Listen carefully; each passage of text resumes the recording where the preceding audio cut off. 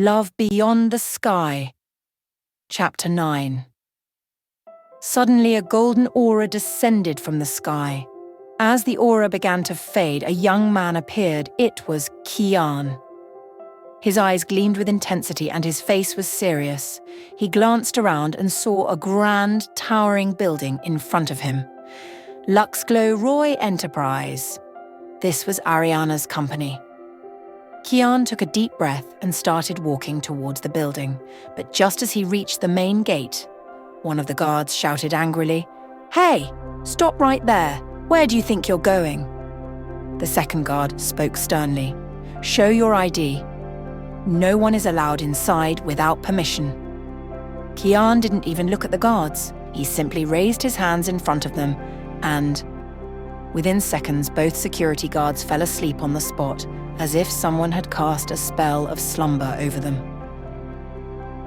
Kiaan walked inside quickly, but he was unsure where to find Ariana in such a massive company. Suddenly he heard the sound of hurried footsteps. It was Ravi, Ariana's driver. He came running, panting heavily as he approached Kiaan. Kiaan turned and saw Ravi drenched in sweat standing in front of him, gasping.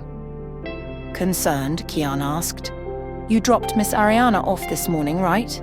What happened? Why are you so out of breath?" The driver, nervous and shaken, replied, "Sir, Miss Ariana." Kiaan, growing more anxious, said, "What happened to her? Speak quickly." Ravi's voice trembled. "Sir, I came back with her phone.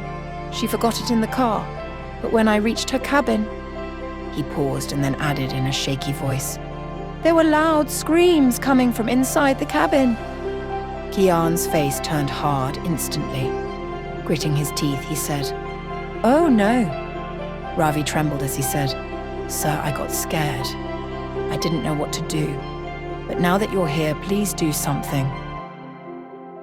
Kiaan placed a hand on Ravi's shoulder and said in a calm but firm tone, "Don't worry. Just tell me, where is Miss Ariana's cabin?"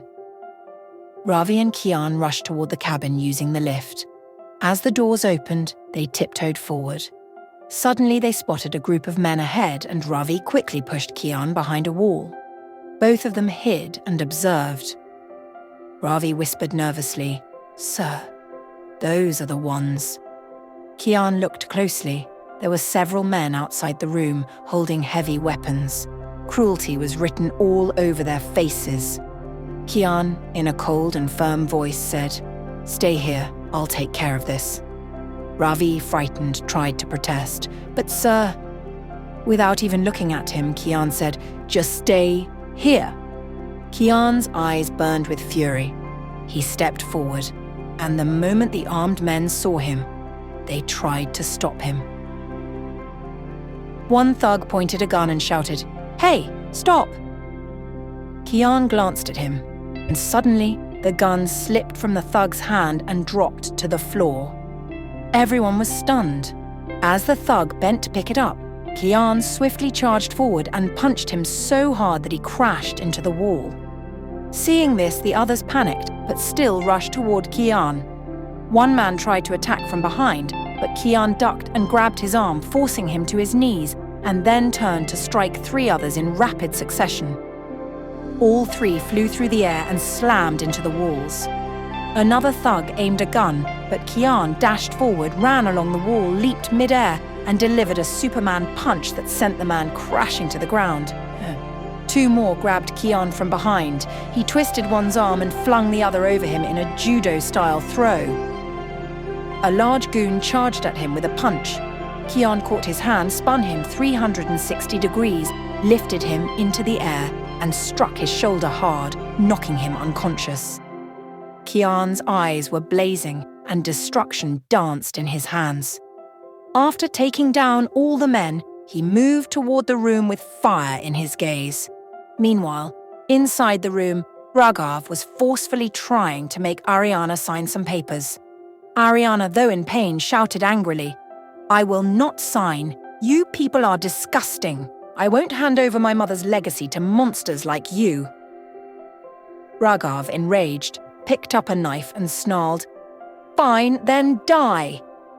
He lunged at Ariana, grabbing her by the hair and aiming to stab her, but what happened next left everyone in shock.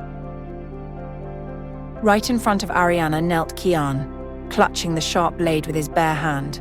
Ariana, who had shut her eyes in fear, opened them to see Kiaan kneeling beside her, his hand bleeding badly but shielding her. Kiaan, his voice filled with wrath, pushed Raghav back with the knife still in his grip and growled, "How dare you lay a finger on Miss Ariana?" Raghav, shocked, yelled, "Who the hell are you? How did you even get in?" Kiaan advanced toward him and said coldly, "You'll know exactly who I am, very soon." Raghav, now nervous but trying to hide it, shouted to the goons, "What are you waiting for? Kill him!" But they didn't know. He wasn't just a man. They had dared to mess with fire. Kiaan lifted one thug and slammed him to the ground. 3 others attacked at once, but he countered with deadly precision. Within moments, all the goons lay on the ground groaning in pain. Watching Kiaan fight like that, both Rohan and Ariana stood wide-eyed in disbelief. Kiaan then grabbed Raghav, lifted him up, and began punching him repeatedly. "You dare touch Miss Ariana!" He was so furious that it seemed he might kill Raghav right there. At that moment, Neelam, Raghav's wife, fell at Kiaan's feet, pleading, Kurt, please, brother. Spare my husband.